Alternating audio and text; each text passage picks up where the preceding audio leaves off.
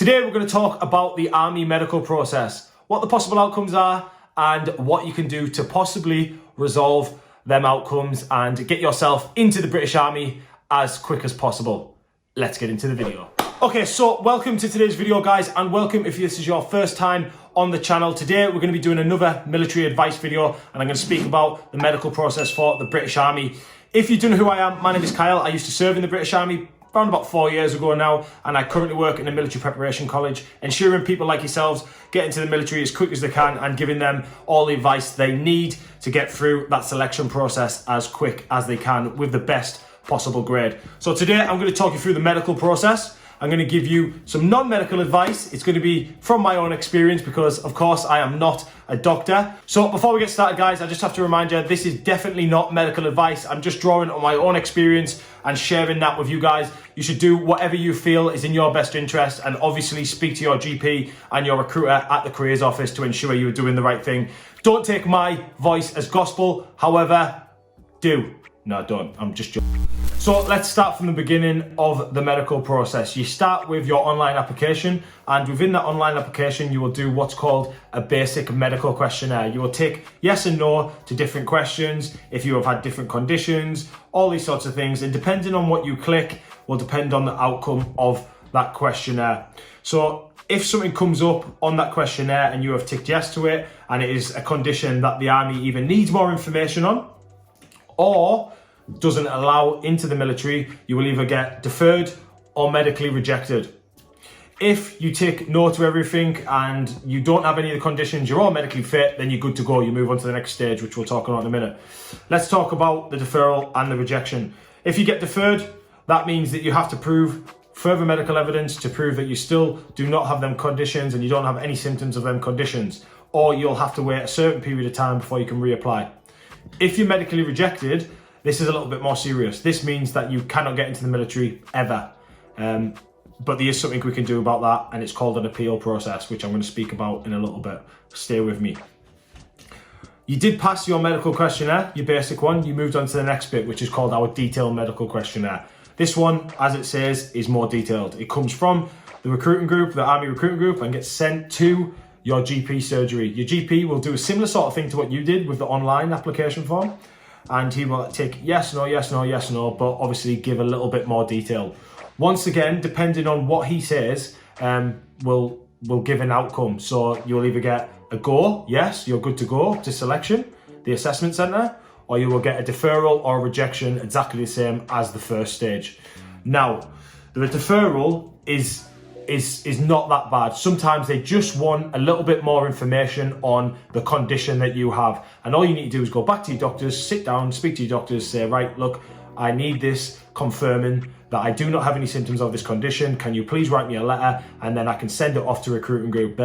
Once they get that letter, they'll either go, yep, you're good to go now. Everything's good. They might say, right, you need to wait another 6 months and then you're good to go. Or they might say you need another year and then you're good to go. But eventually you're going to be good to go and you can go up to the assessment centre. Your Army career is not over. You just need to provide a little bit more medical evidence to make sure and give them peace of mind that you are medically fit to join the military. The rejection process. Now, this one, like I said, is a little bit more serious. This means that you are medically unfit to join the Army. And this is for conditions like epilepsy, things like that. Things that you can imagine are going to cause problems on a battlefield. So they're going to bar you and they're not going to allow you in. But there is something that we can do about this. And it's kind of similar to the deferral one. It's called an appeal process. And when you get rejected, you'll receive a message through your portal saying, sorry, you have been medically rejected for this, this, this, and this. If you would like to appeal, send a letter to this address. So we want to appeal because we want to give ourselves the best possible chance of getting in. How do we appeal? We go down to our GP again and we sit down with him and we say, look, I've been rejected from the military. I would like to write a letter confirming that I do not suffer with any of these conditions and that I'm medically fit to go into the military.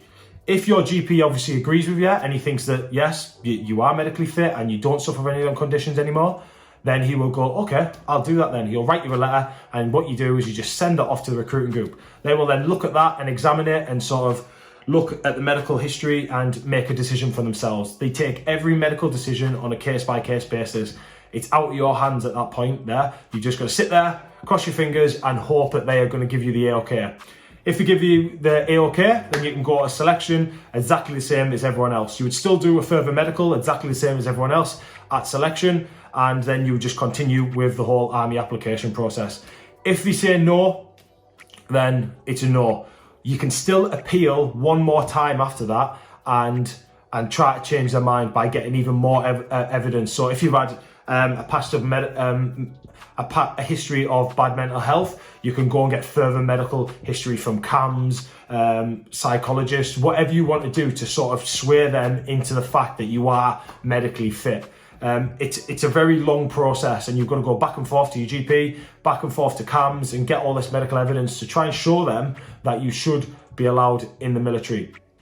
So the three outcomes: yes, you're okay. Deferred, you've got to show them further medical evidence, or you've got to wait a period of time. And rejected, you've got to appeal the process because you have got a condition that they do not allow in the military, and they either want you to appeal it and prove them wrong, or you're not going to get into the military. It's as simple as that. So once you've done the basic and the detailed medical questionnaire, like I said before, you will go up to selection, where you'll do a further medical exam. This one's a little bit more physical, so they check your body, they make you do loads of crawls. You've probably heard people talking about it. They'll check loads of different stuff and make sure that you're still medically fit. You'll pass that as long as you're smart and you don't say anything stupid when they're asking you questions. Just be very careful. I spoke about this on my last video. Answer yes and no. Don't start singing like a canary is what I tell people. Just make sure you tell them exactly the same thing as you did on your detailed medical questionnaire, and just make sure that you are not saying something that is possibly going to get you rejected or deferred from the assessment centre. Once you pass that, you pass selection, you're good to go. You go into the military, and again, you'll do one more medical when you get into the military, which is pretty much the same as that one at selection. So they'll check you all over again and just make sure that you are good to go for your phase 1 training, or your basic training, as they like to call it now.